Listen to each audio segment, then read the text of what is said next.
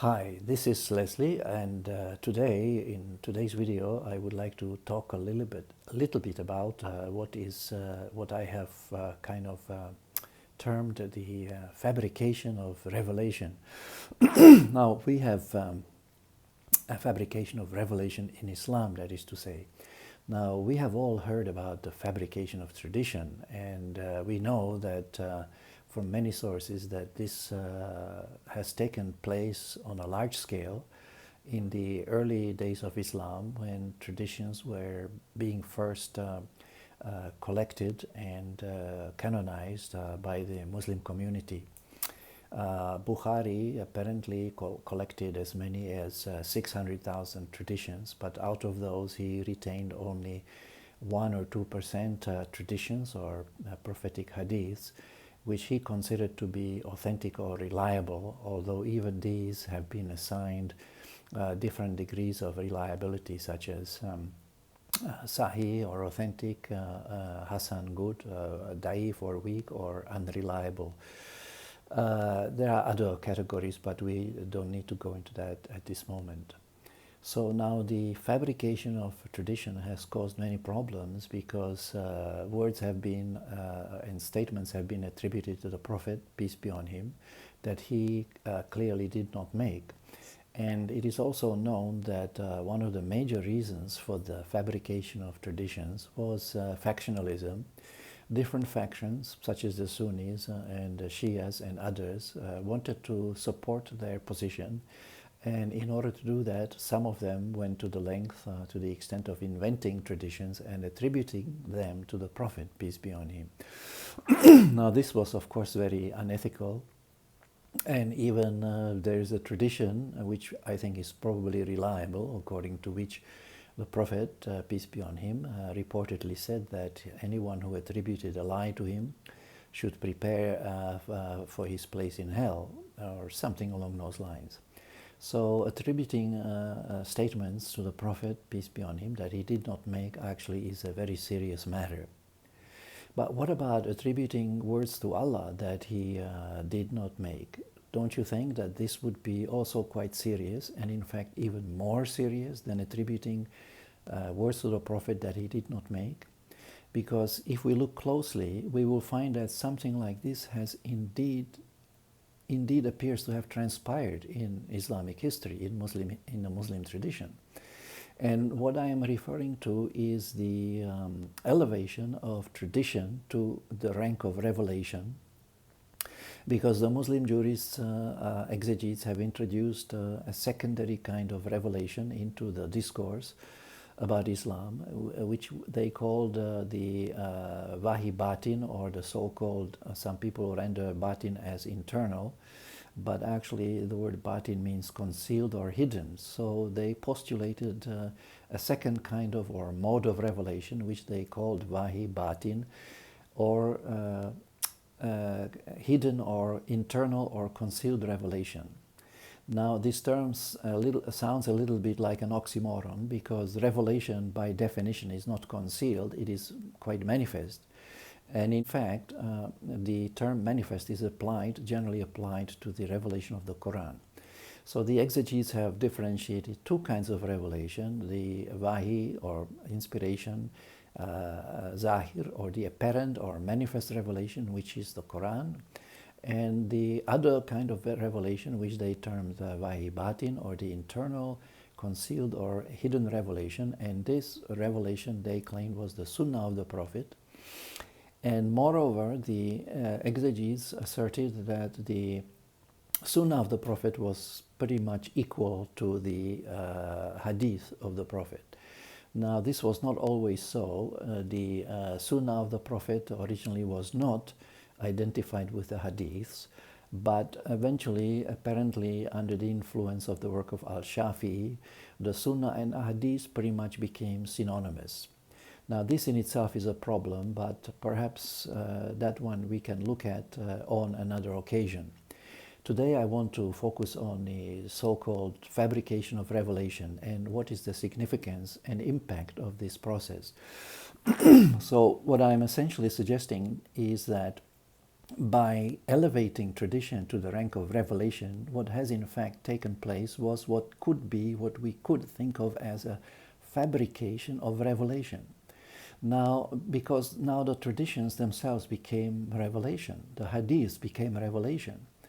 But are they really revelation? If we look more closely, we will find that there is no basis in the Quran for differentiating between two types of revelation. Al-Quran does not speak about wahibatin, not at all. It only refers to one kind of revelation, and that is the revelation of the Quran.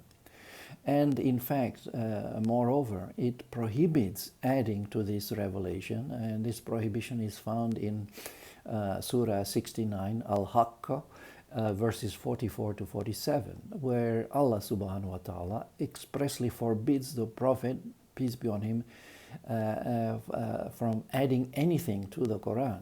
So to say that something else is revelation in addition to the Quran seems to me like a kind of disregarding this prohibition of adding anything to the Quran.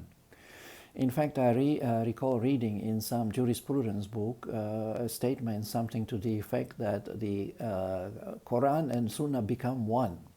Now that is another astonishing statement, which I must confess I have some difficulty in comprehending, because very clearly the Hadith and the Quran are two qualitatively different kind of narratives.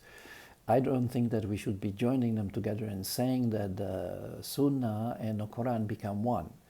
That is not very far from saying that the authors of the Hadith and the author of the Quran also become one. Now that is impossible because it flies directly in the face of the doctrine or teaching of Tawhid or monotheism. There is only one God and God has no partners. And if Allah subhanahu wa ta'ala has no partners, how can we in all sincerity maintain that His words, Al-Quran, has or have a partner in the form of the tradition? Because in effect, by the elevation of tradition to the rank of revelation, the exegetes who were responsible for this, I would call it a lapse, the exegetes who were responsible for this lapse, in effect, assigned a partner to revelation. So now revelation came together with tradition, and the connection is made so tightly that you rarely hear mainstream Muslims mentioning the Quran without also mentioning the Sunnah, by which they also mean the Hadith. So it's always the Quran and Sunnah, Quran and Sunnah, Quran and Hadith. There is this duality there that sits kind of uneasily with the unity, the doctrine or the teaching of the unity of God. And so we are faced with this problem of what to do with this amalgamation of tradition with revelation. Now, this amalgamation of tradition with revelation causes problems because not only does it present a threat to Tawhid or monotheism, but taking it further, exegetes eventually declared not only the equality of tradition and revelation, and they even have a hadith to support this claim. In this hadith, reportedly the Prophet, peace be on him, said that, I repeat to the best of my recollection, he was reported to have said that I have been given two things, the book and something similar and equal to it, the hadith. End of quote. So now, as I said, this seems to me to be highly problematic because we know from our reading of the Quran that Allah has no equals. And if Allah has no equals, can we in good conscience maintain that His words do have an equal? I don't think so. So now let's look what happened subsequent to this. The exegetes were not satisfied simply by the elevation of tradition to revelation. They went further than that. They in fact elevated tradition above revelation. Now this is again also very astonishing because these very same exegetes, or some of them, used to fault the so-called rationalists or the Mu'tazilites for placing something else above, for placing reason, to be more specific, higher or above revelation. But when we look at what they themselves are doing, the adherents or followers of tradition, what they are doing is not altogether that different from what the rationalists allegedly did.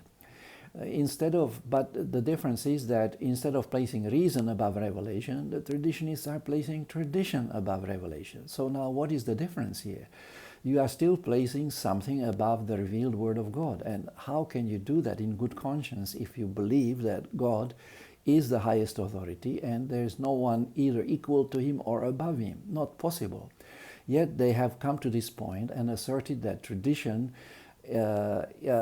judges revelation, and the Arabic expression in which this perspective is expressed goes like this: as-sunnah qadiya ala Qur'an.